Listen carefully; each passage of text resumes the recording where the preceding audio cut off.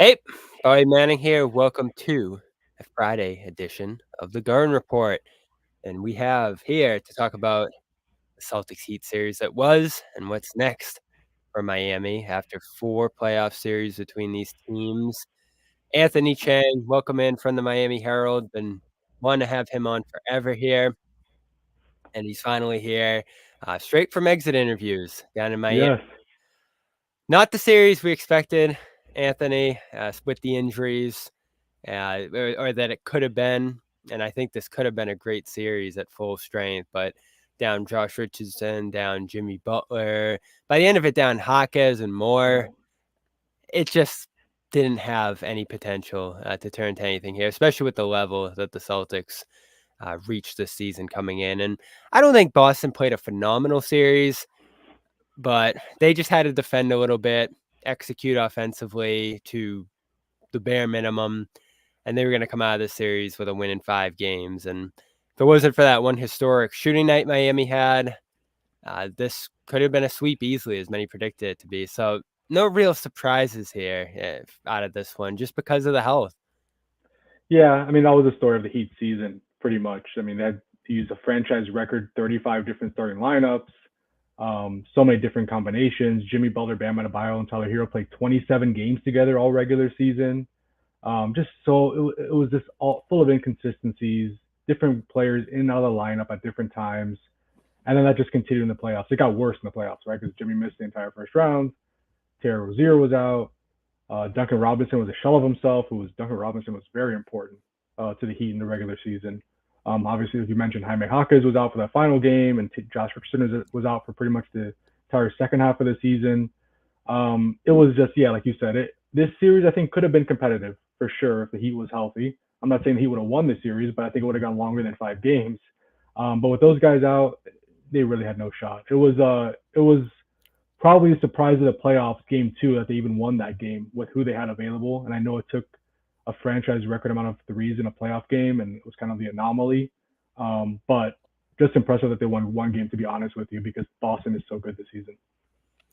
Yeah, and that singular Heat, man.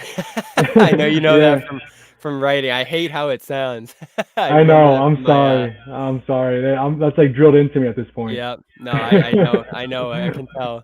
I had that in college with the orange, but, um, it's interesting where they're gonna go from here, and I guess we can start with them and get on to some Celtic stuff later.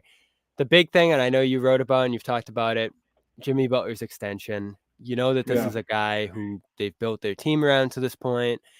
They've made multiple finals now, around him, and he's had some unbelievable playoff performances. He's truly become one of the great playoff performers we've seen, but he's in his mid-30s, and he wants Jaylen Brown money, it looks like Yeah. here, and you can't argue with that. The production to this point has been on par with anybody else in the league, but you saw the slippage this year. It goes from an all NBA guy to a guy who's not, who doesn't play as much.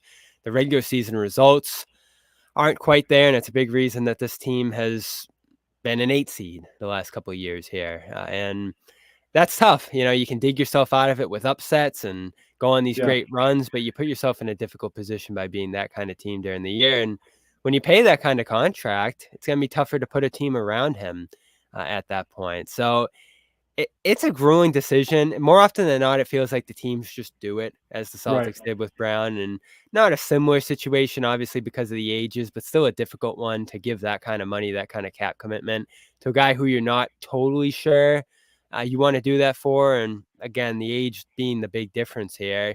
How do you think this is going to play out with him? To be honest with you, I don't know. It's gonna be a really interesting decision. I don't know if the Heat knows at this point. They don't have to make a decision pretty much until July at the earliest because the window opens July 7th, and they have technically, if Jimmy gets the extension he wants, they have until June 30th next year to get this done. Jimmy wants it before the season, and before the start of the season, as you would imagine. He wants it earlier rather than later. He's going to be 35 in September. He wants a 2-year extension at 100 and I think 16 million it is. It's basically adding a year to his current contract, right? Because he already is guaranteed next year at his salary for his current contract. He has a player option the following year. This extension that he wants would be ripping up that player option and it would start that season. So you're pretty much adding one more year to Jimmy's contract. at $60 million when he's 37 years old. That's a lot of money. Yes, it's just one more year, but that's a lot of money for a player who, like you said, this year he was good, but he wasn't all NBA, Jimmy, right? He missed 20 plus games. The playoffs he wasn't available. But like you said, if Jimmy's gonna make a case for this extension, he has a strong one. I mean, the Heat has been one of, you could argue they've been the most successful team in the East the last 4 years before this season because of Jimmy Butler. They've got the 3 Eastern Conference Finals, 2 NBA Finals. Obviously, they haven't won a championship, but this has been probably, and you guys might laugh at this because of the Celtics history, but this has probably been the second most successful era in Heat history. They haven't won a title, but they've been consistently making deep runs into the playoffs, and that's been because of Jimmy. So does the Heat give in and give him what he wants? Do they try to call his bluff and say, well, let's play out. You're under contract for at least one more year, guaranteed. Let's wait till the next offseason. And does Jimmy cause a mess if they do that? So it's going to be really interesting to see. And it's also going to give us an indication of what the Heat are thinking. If they give him that extension, that means the Heat is going all in with this build, right? They're going to continue to move forward with this build. Yeah, they'll probably change some of the pieces around Bam and Jimmy, but they're going to go all in with Jimmy and Bam as the core again. If they don't give it to him, that means they're pivoting probably, and it might be a new Heat, new look to the Heat roster. So I don't know how it's going to happen. I'm really intrigued to see what happens, but right now it's really too early to say one way or the other. Yeah, I think there's three ways it could go. You kick it down the road, which probably is the most likely Yeah, scenario, I'd imagine, just because it's easy to wait until that deadline at the very end that you mentioned there. I think it's more likely you extend him if you can add another piece here, and obviously they tried to do that last summer with Lillard, didn't work. I don't know who's gonna be available this summer. Obviously people are speculating with Durant and, who knows what's gonna happen with Giannis here. I'd imagine he's gonna be staying at least another year in Milwaukee. So you just don't know who's gonna be out there, yeah, and obviously the whole Lillard thing, given the pieces the Heat had, didn't come together.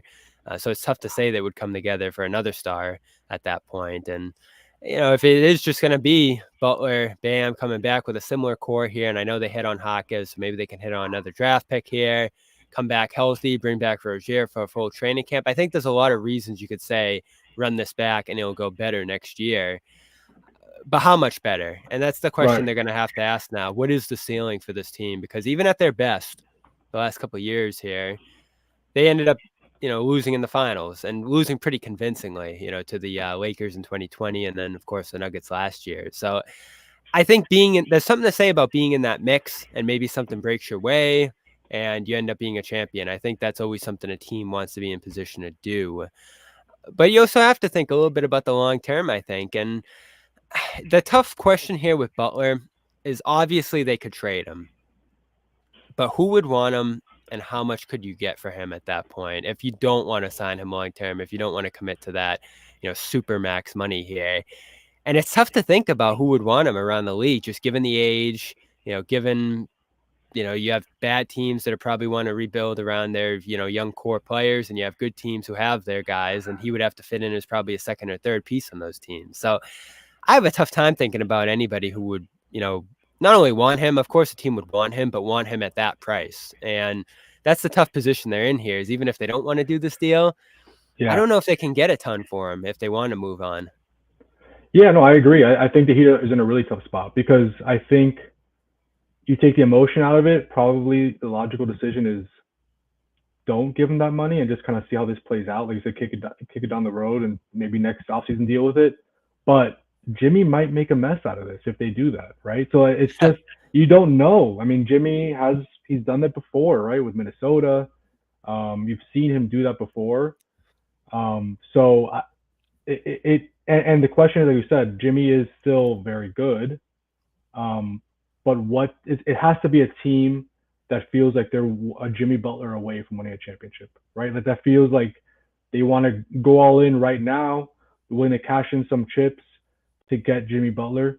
Again, I'm kind of with you where I think the most likely outcome, and just because it's probably the path of least resistance, is the Heat just gives him what he wants, right? And you kind of let this era play out Again, it's just adding one more year. So, like a very expensive year, but just adding one more year to it's not like you're paying him until he's 40 years old.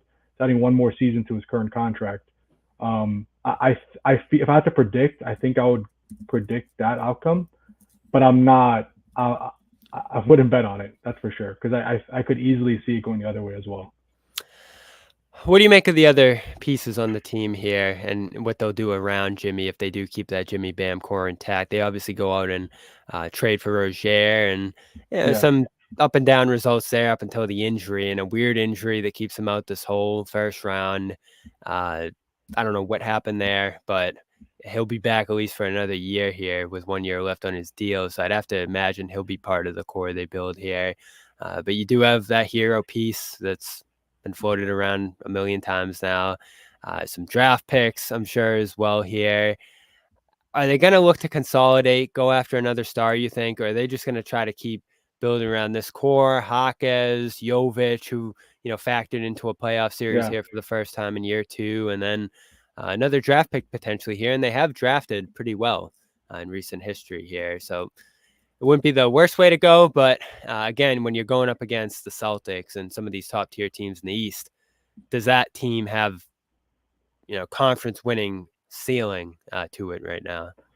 Yeah, I mean, I think this team is always going to go for the star if there's one out there, right? I mean, they have a history of that. Whether they get him or not, that's a big question mark. But if Donovan Mitchell becomes available, let's say he wants out of Cleveland and Cleveland loses early in the playoffs, It's a that's good certainly still name. going on, obviously. But that's one that's been linked to Miami for years. So I think that is one to watch, right? Depending on how the Cleveland, things go for Cleveland the next few weeks. Um, but I do think they'll. I mean, do they have the best assets in the NBA? No, but they have some pieces where if a star says I want to go to the Heat, they have enough pieces probably to get a trade done, right? With young pieces like you said with Jaquez, Jovic, they have a couple picks they could put in a deal. Um, Rozier, which I know he was out with the neck, but his contract is not a bad one, and it's coming up on expiring soon, and he's still a good player. And Tyler Hero, I know right now his stock is down, but again, there might be a team out there. He's still young, still in the right role, can be an effective player, is a good scorer. So they have pieces where they could put together a good enough package probably to get a deal like that done for a guy like Donovan Mitchell. But I think it's going to come down to that player saying, I want to go to the Heat. Because there are other teams out there that have better packages they can put together, whether it's the Knicks, right, or the Nets, who have all these picks and that have more assets than the Heat. So it's going to take, I think, both things where obviously he have to go after him, but also the player that's the star has to ask to go to the Heat. Kind of like what Damian Lillard did last year, but it just didn't work out in the end. Is Rozier going to be okay? I know I he didn't think talk so. today. Yeah, he didn't talk today, but I think he's gonna be okay. They're still going through some tests to kind of determine exactly what's going on with the neck. It's kind of unclear at this point. At first, I remember it happened, and he missed a game against an important game against the Pacers, and he said, "I just woke up on the I kind of woke up with some pain in my neck. I'll be fine next game." And then he went on to miss, like he hasn't play. He didn't play after that, so it was kind of surprising. But it's a neck injury, right? So they're being really cautious with it. From what I hear, he should be fine next season. He should be fine to play. But there are still tests being done to determine exactly what's going on. Yeah, because you're seeing some of the reporting. It's like, oh, Yeah, it's not career threatening, and you're like, huh? Like, you yeah, hear something like that, and you're like, oh, gee, like how bad was this? And it stinks he wasn't part of the series. Obviously, as a former Celtic and Richardson in it too, it could have been such a fun yeah. series at full strength. I feel like, especially given some of the series these teams have played in the past, but it ends up being pretty non-competitive. I want to hit on the Celtics and some of your impressions on them before we get out of here. Just a quick shout out first to our sponsor, Prize Picks. Head over to prizepicks.com/CLNS. Use that code CLNS to get up to 100% deposit match up to $100. Just pick two guys. It's our official daily fantasy sports partner here. Pick more or less on their stat projections, and you're off. Another round about to start here, either on Sunday or on Tuesday. Celtics Cavaliers, maybe Celtics Magic. It was fun seeing all these projections through round one, some big ones on Tatum. The Heat were able to hold him pretty low in terms of points there. So he ended up being a good guy more often than not to go less on in this series. So Try it out. There's more games tonight, more games every night pretty much here through the rest of the spring. Just use that promo code CLNS to support us here at the Garden Report and CLNS Media. Let's talk some Celtics, Anthony. What did you think of them? Obviously, the Heat, I think, held down their offense a little bit just based on what it was during the regular season. But defensively, they were able to lock down, whether it was Porzingis in the middle there or Horford for that fifth game. And the pace was great, I felt like, even though he went down, and they were able to get into some of their bench units and produce. So overall, I was pretty satisfied here. It wasn't the best series for Tatum, just with how much attention the Celtics showed him, but he was able to turn into a passer and beat the Heat that way as well. So do they look like that definitive favorite to you just based on what you saw here in the series? Or do you still have some questions about them as they move forward here in the East? I think they're the definitive favorite in the East for sure. I mean, especially with Milwaukee out, right? And the Knicks look like probably the team they might face in these conference finals just based on what we saw in the first round. I think again, I just think Boston's talent is overwhelming.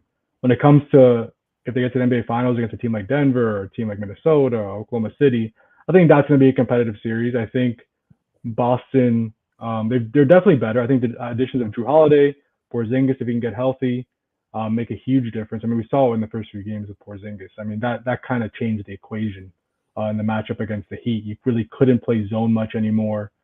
Just the switching and taking advantage of matchups with the Heat switching with Porzingis, his shooting, it changed a lot. So Porzingis can get healthy. I think that's obviously important. But they are historically the best offensive rating ever. I think, right? Is that right? In the regular season, second best defense in the NBA. They were the best team in the NBA all regular season. So to me, considering I think the easy path to have in the East, I would put them down as a favorite to win the championship at this point, just because I think they do have the easiest path to get to the finals out of all the contenders, including the West teams. Yeah, and that was great to see in round one, and that's a big reason I wanted to see them against the Heat. Yeah. Obviously, you had to get that zone matchup in and handle that, and they did to a point where the Heat couldn't use it consistently throughout the series. They could not play it. Yeah. I've never seen a team get the Heat out of zone quicker. Usually their zone is pretty effective because Eric Spoelstra does a good job of kind of morphing the zone based on the matchup and is able to change it based on different teams' strengths and how their offense. But they could never get it to work against Boston. That's because every lineup they have out there has 5 shooters, and that's really unique. Yeah, and they did some interesting stuff. I mean, they try to put Hero on Brown to absorb that matchup and get Brown shooting a ton and, I guess just slow down and put the offense in a one-dimensional spot, and that worked in game 2. I think the Celtics shot like 2 for 14 against Hero in that game and went at him over and over again to no avail, but you're right. They attack matchups. Kevin Love would come into these games, especially in game. Like, it was crazy watching in game 5, just how methodically they drove Love off the floor the instant he came out there. That's stuff they did all year. And obviously the Porzingis addition by and large was for the Heat, to have that layer to their offense against a zone and a defense like Miami's. And even though they benefited from Miami's poor health in this series, I think you saw shades of their offense being able to execute at a level that probably wins this series, even at full health, I feel like. And obviously there's some layers to a guy like Richardson being out there who's switchable and can guard all those positions. They really missed him here. Rozier would have been a much better option than some of the guards you saw in this series, certainly. And Butler's a guy who can steal a game on his own. So it's just so tough to take a ton from the series. But the offensive execution in spurts for Boston was really good here, even without Porzingis. And the interesting thing for them going forward without him is now they're 22-4 without him this year.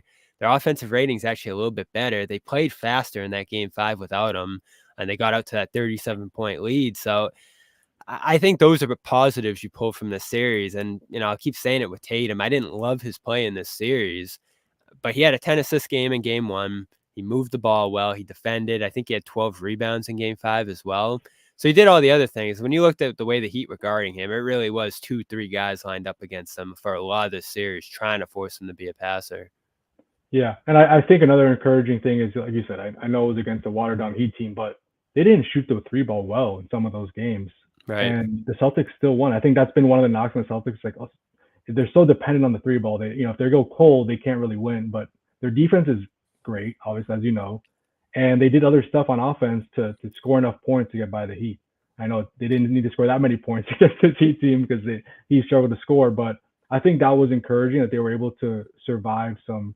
Again, it wasn't a great shooting like Boston has, done for most of the season. There were some games there where, they needed to do other things to win, and they were able to do it. So here's my big question after 4 series in 5 years, 2 in a row here, 3 in a row, actually. Is this the last we've seen of these two teams? Is this rivalry No, going to never. continue? So you see the Heat continuing to be relevant, continuing to be there in the playoffs with the Celtics team, and just figuring out a way to compete. Yeah, I mean, is it always going to come in the Eastern Conference Finals? Probably no, right? But I think, yeah, I think the Heat are, just because of the makeup of the Heat, they're always going to try to win, right? They're always going to try to go for it. They're not a team that's going to take many steps back to rebuild. So yeah, I think there's a chance that the Heat and the Celtics can meet up again next season or in a few seasons. I don't think that's out of the realm of possibility. And if Jimmy is back next season, which again he's under contract for the Heat, so the chances are he will be back. I think in this East, the Heat should be a playoff team, right? So I don't think it's over. What's And their biggest need? What's their biggest need? You feel like? well, they need shooting. I know. I mean, they need 3-point shooting. It's essential around a roster built around Jimmy and Bam, which pretty much are two non-3-point shooters. Those are your two best players. It's very unique, right? Like a team's two best players don't shoot many threes. You need to have elite 3-point shooters around them. And I think this year, whether it was because of injuries or guys just not shooting well, they just didn't have enough of that. And I think that, I mean, you saw the offense. I think we finished the 21st ranked offensive rating, 2 straight years with a bottom 10 offense in the regular season. They got really hot in last year's playoffs, as you know, and as many people know, to make it to the finals. But that was, I'm not saying that was an outlier, but that was a 2-month run. And then this year, again, the 3-point shooting was up and down. So I think they need shooting. I think they need more size. We saw that again, in this series. I think they need more size. Bam as a center. I still think he's a center, but he's 6'9", right? So if you could have another big body to play next to him in certain matchups, I think that will help. And then I think you need probably another point guard on the roster, another ball handler. So they do have some needs they need to fill. But I think number one would be shooting, because this team needs to have a better offense out there. They can't keep just winning with a top 5, top 10 defense. They need to score points in today's NBA. And as we record this, we're going to see a game 6 tonight between the Cavs and Magic. Obviously, the winner of this will move on to play the Celtics in round 2. What do you think of these two teams? How do you think they can end up challenging the Celtics here? Obviously, you probably saw bits and pieces of these teams throughout the year, just covering the Heat. What kind of challenge do they present? I actually feel like they're pretty similar teams, coming out of round 1 here that the Celtics might see coming up. Yeah, I mean, Orlando's defense was one of the best in the NBA all season, right? So I think that's the one way they could probably challenge Boston, is just kind of similar to the Heat, but healthier roster where their offense isn't great, but if they can muck up the game and make it a little, low scoring, and make it physical and kind of get to, knock the Celtics offense out of rhythm. I mean, that's one way, I guess, but I just can't see either of these teams really competing with the Celtics, to be honest with you. I don't think it's going to be a long series.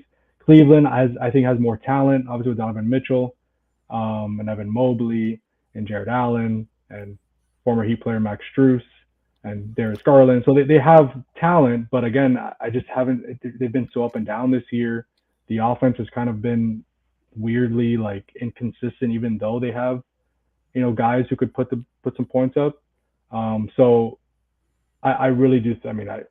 Yes, could either of those teams win a game or two? Sure. But even without Porzingis, I just can't see Boston having much trouble with Orlando or Cleveland. I love that, though. Celtics Heat rematch, and then Max Strus in round 2. It's like, oh, the Heat are behind us, and then he's popping up again. Never. They're always there. The Heat missed him and Vincent this year. Yeah. I wasn't sure if they were going to, but Vincent was hurt all year, but Strus was awesome for Cleveland. I think either one of those guys, at least one of those guys, stay in Miami. probably would have helped them this year. But they're probably expecting to be able to add a Lillard or something like that, and you end up with none of those guys this year. So that was a killer. They definitely took a step back this year. And that's going to leave you at home here for the rest of the playoff race. I don't know Yeah. if you're happy or upset about that, but it's the reality. Yeah, I mean, I've become so used to not like the season ending for me in either late May or early June. And this year I have an extra month, so I have some time to fill. But it's okay, right? It happens, and not every year can you go to the conference finals or the finals. So it was funny. Exit interviews today, Eric Spoelstra was like, I don't know what I'm gonna do with this time. We didn't plan for this. Like Yeah, I'm not used to this. None of us know what we're gonna do for the next 3-4 weeks. I know So Curry was talking it about is that too. different. Yeah. Yeah, it's different. It's different for sure. Well, 15th overall pick. That's not a terrible spot to be. I know it's a shaky draft by most, assessments here, but he'd have made the most of that. So that's what they'll be looking forward to off season as well. There in the past, Celtics finally get through that Heat team after last year's bizarre East Finals, and do so pretty handily here. Anthony, good talking to you throughout this series. Appreciate you hopping on here. Probably talk to you sometime early next season. Enjoy the summer. Sounds good. Thanks, man. Have a good one. Good luck the rest of the way.